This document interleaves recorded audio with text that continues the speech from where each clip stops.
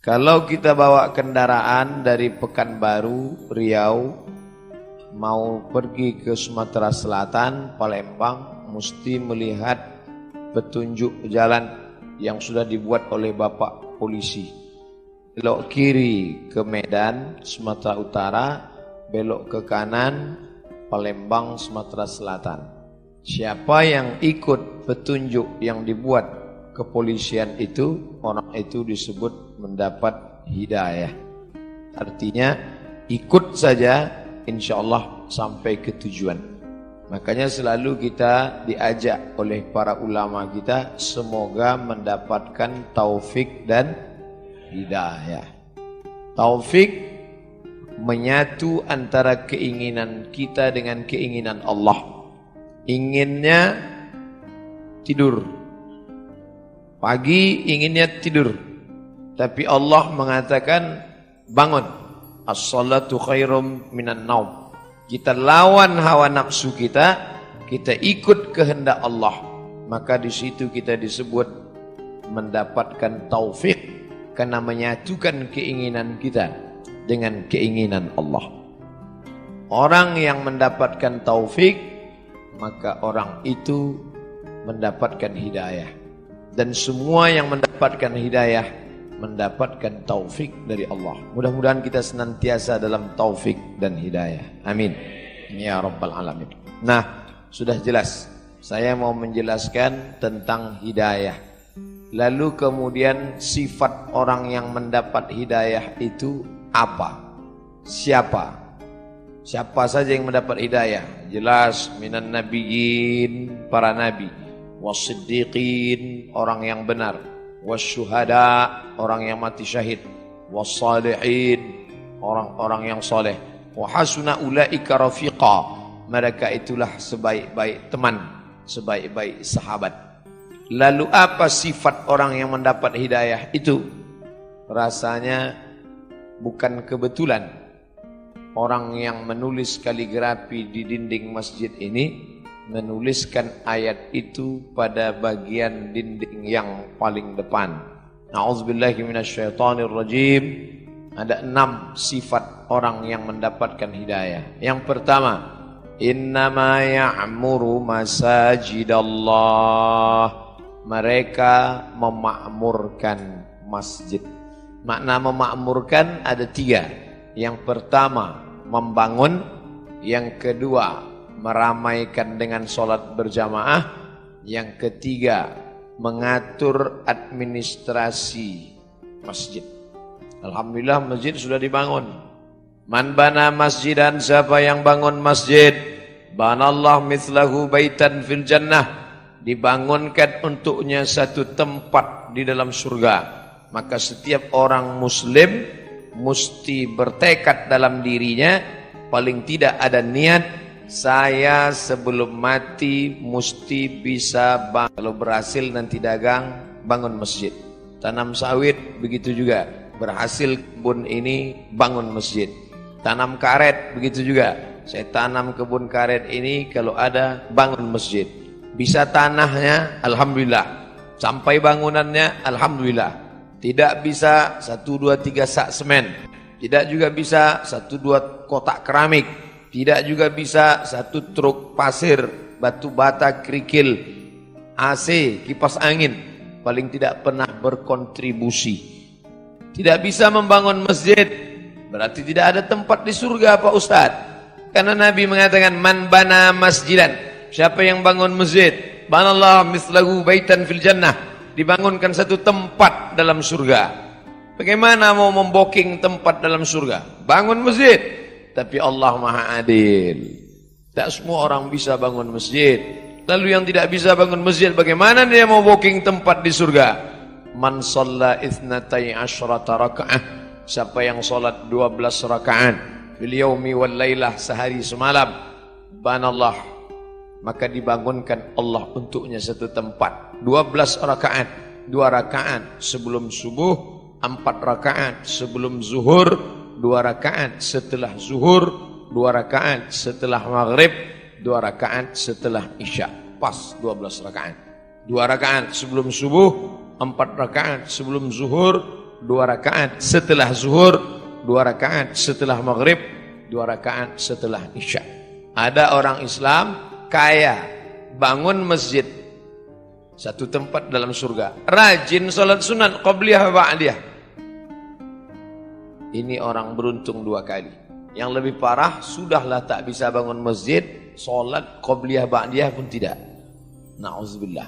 Oleh sebab itu maka Allah berikan kesempatan, Allah Maha Adil. Tadi saya janji menurut ayat ini ada 6 sifat orang yang dapat hidayah. Pertama, memakmurkan masjid dengan pengertian 3. Bangun, ramaikan, atur administrasinya, tertib administrasi. 2.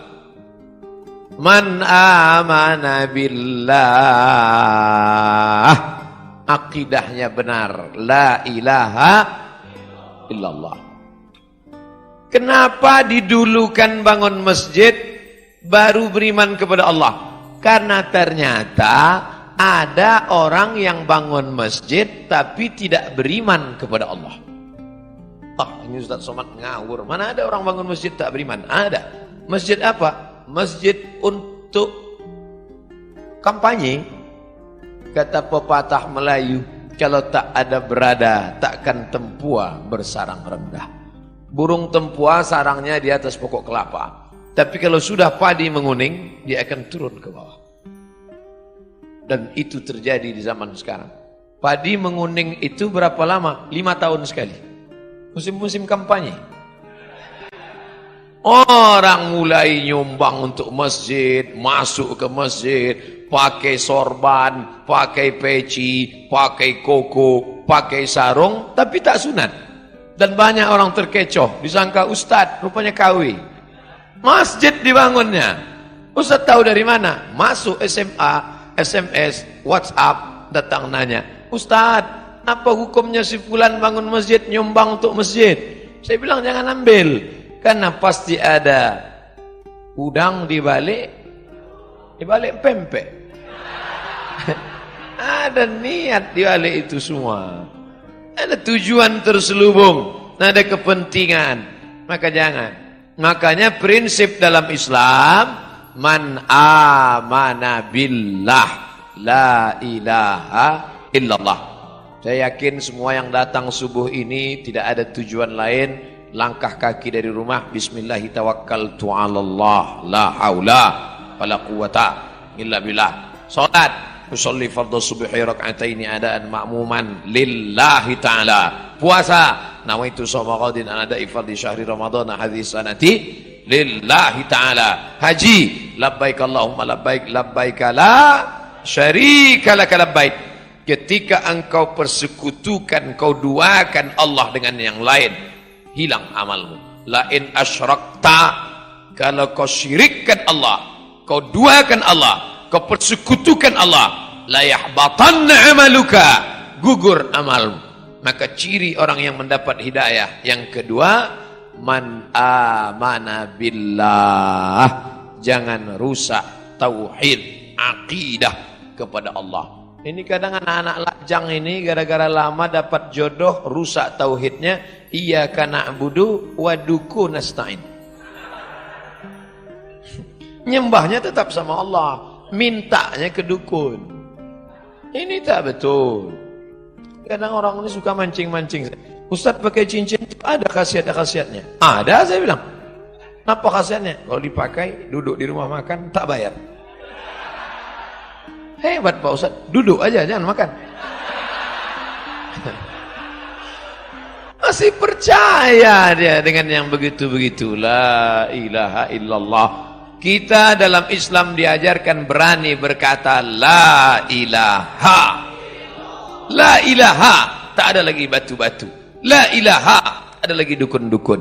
La ilaha, tak ada lagi gelang-gelang. La ilaha, tidak ada lagi sembahan-sembahan. La ilaha illallah, murni. Inna salati wa nusuki wa mahyaya wa mamati lillah. Maka dalam Islam diharamkan innamal ghamru wal maisiru wal ansabu wal azlamu khamar. Namal ghamru wal maisir, judi, wal ansabu, menyembelih binatang untuk berhala, wal azlam, mengundi nasib, rijsun, najis, min amalis syaitan, perbuatan syaitan, fajtanibuh, jauhi. Ciri orang yang mendapat hidayah, dia berserah diri hanya kepada Allah, tapi tetap ada usaha. Jangan tidak ada usaha. Jangan nanti yang lajang-lajang, yang gadis-gadis, kamu tak ada usaha untuk jodoh. Kalau memang sudah takdir Allah, tak akan kemana. Tetap ada usaha. Contoh, ini kue kotak Nengs Bakri. Ini kan memang ditakdirkan untuk saya ini kan. Memang untuk saya. Tapi saya tak ada usaha untuk membuka kotaknya. Masuk dia ke mulut saya. Tidak, menganga dari tadi. Mesti ada usaha untuk membuka kotaknya. Lalu memilih-milih kue yang mana. Berapa biji kue? Ada usaha. Usaha itu disebut dengan ikhtiar. Itulah ahlus sunnah wal jamaah. Kalau tidak ada usaha, hanya pasrah saja, itu namanya Jabariyah. Orang Jabariyah, kata dia tak ada usaha, takdir saja. Nanti tiba-tiba Pak Kapolsek razia. Prit, mana STNK BPKB? Saya serahkan pada Allah. Nah, pukulkan kepalanya Pak. Lepas. Kenapa Bapak pukul? Ini pun dari Allah juga. Orang-orang gini ini mesti gitu melawan dia. Kita betul. Allah kasih kita kudrat, Allah kasih kita iradat, Allah kasih kita sama, Allah kasih kita basar, Allah kasih kita kalam, supaya kita berusaha.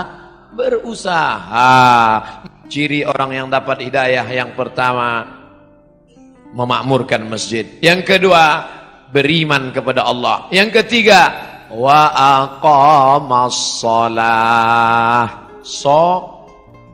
Sholat, bukan somat. Sholat. Mudah-mudahan anak-anak gadis yang rajin sholat subuh ini mendapatkan suami yang rajin pula sholat subuh. Karena kalau kalian anakku yang sudah solehah, yang sudah cantik, yang sudah rajin sholat, tiba-tiba dapat laki tak sembahyang, tak satu dua curhat masuk ke HP saya. Ustadz, dulu saya sangka nikah sama dia bahagia. Ternyata Pak Ustadz, cuman rasanya Bu, macam tidur sama babi hutan. Tak sembahyang. Walaupun hidup 1000 tahun, kalau tak sembahyang, apa gunanya? Walaupun hidup 1000 tahun, kalau tak sembahyang, apa gunanya? Sab'atun yuzilluhumullah. Ada 7 golongan yang akan mendapatkan naungan Allah. Yauma la zilla illa zilluh. Hari itu tak ada atap, hari itu tak ada terpal, hari itu tak ada tenda, hari itu tak ada naungan. Tapi dia mendapatkan naungan di padang mahsyar. Siapa dia? Rajulun qalbuhu mu'allaqun fil masajid.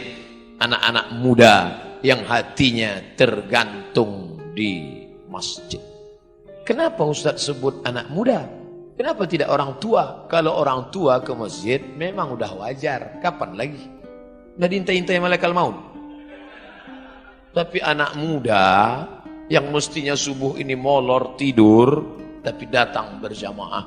Padahal tadi malam sudah tabligh akbar. Subuh tetap on time datang. Inilah anak muda yang dikatakan Allah dalam Al-Quran.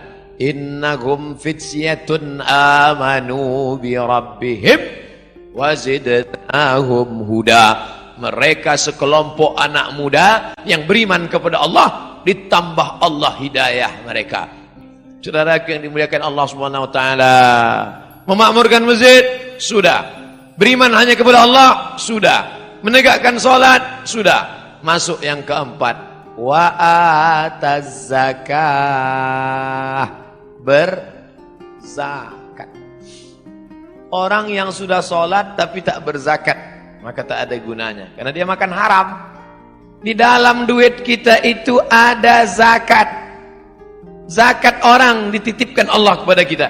Ada orang diuji kakinya, lulus. Diuji kakinya sholat berjamaah, lulus. Diuji matanya sholat tahajud, lulus. Diuji kantongnya, di situ baru kelihatan.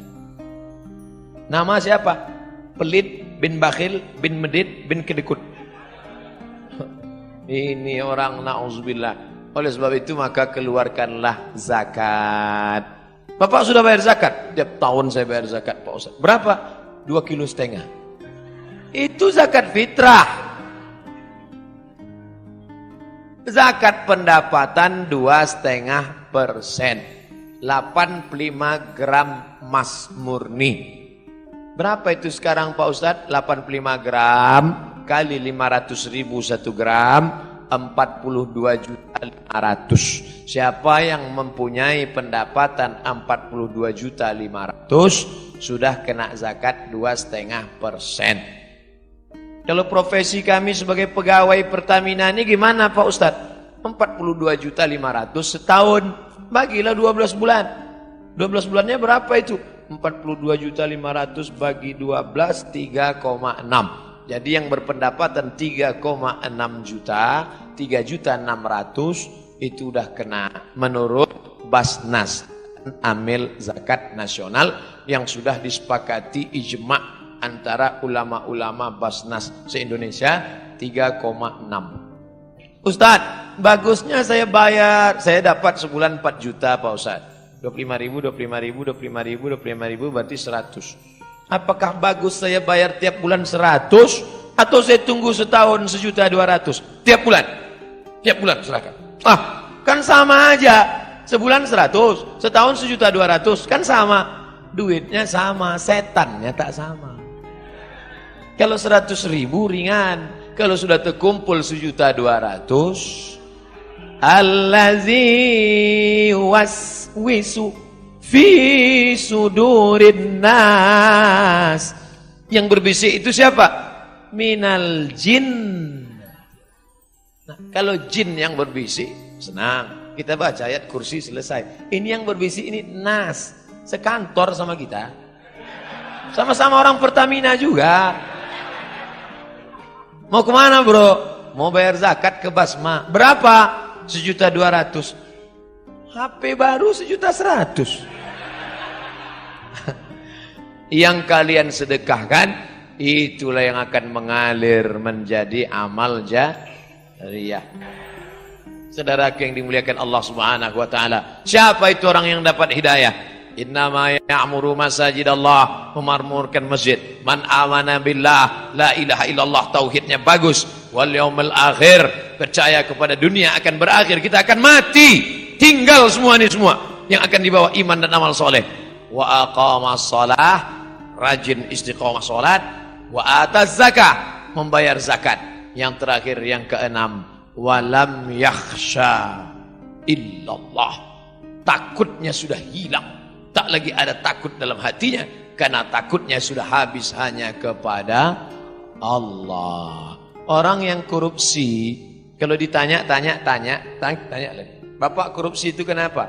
Takut nanti pensiun tak punya rumah, tak punya mobil, tak punya kebun sawit, tak punya kebun karet, tak punya kos-kosan, takut anak tak bisa kuliah, takut dunia membuatkan orang menghalalkan yang diharamkan Allah. Alhamdulillah Ustaz, setelah Ustaz jelaskan 6 sifat ini ada dalam diri kami, alhamdulillah. Satu pun tak ada, na'udzubillah. Baru ada 3, tambah lagi. Kami tak berdaya, la haula wala quwata illa billah. Jangan takut menghadapi hidup, walam yakhsha illallah. Makanya ibu-ibu itu paling kuat dia. Meninggal suaminya, anaknya ada 3, tak ada dia takut. Tak menangis dia waktu suaminya meninggal. Ibu tak nangis, tak takut masa depan. Tidak Pak Ustaz. Kenapa? Banyak harta warisannya. Tak nangis ibu, tidak. Kenapa tak nangis? Udah lama aku tunggu. Bapak ibu yang dimuliakan Allah, siapa yang tak ada rasa takut dalam hati? Kita tetap takut. Yang membuang takut itu Allah. Ala inna awliya Allah. Kalau sudah kalian dekatkan diri kepada Allah, bagaimana sifat orang itu? La khaufun alaihim wa la hum yahzanun. Dicabut Allah takut, dicabut Allah sedih. Itulah yang merusak hati orang modern. Takut, sedih, penyakit stres, depresi, jantung koroner, diabetes meletus, asam urat naik gara-gara terlampau takut, sedih. Apa beda takut sama sedih? Sedih terhadap masa lalu, takut terhadap masa depan. Takut terhadap masa depan. Maka menghilangkan takut itu dengan apa? Falyabudu rabb hadzal bait. Banyak-banyak engkau beribadah di rumah Allah ini. Kalau engkau banyak beribadah, Allah janjikan dua. Apa dia? At'amahum min ju'. Kalau kau lapar dikasihnya makan. Wa amanahum min khauf. Kalau kau takut dikasihnya aman. Ibu-ibu yang merasa takut banyak-banyak beribadah. Innama ya'muru masajidallah man amana billah wa bil yaumil akhir wa aqamas salah wa ataz zakah wa lam yakhsha illallah. Fa'asa ulaika ayyakunu minal muhtadin. Mudah-mudahan kita termasuk orang yang dapat hidayah insyaallah.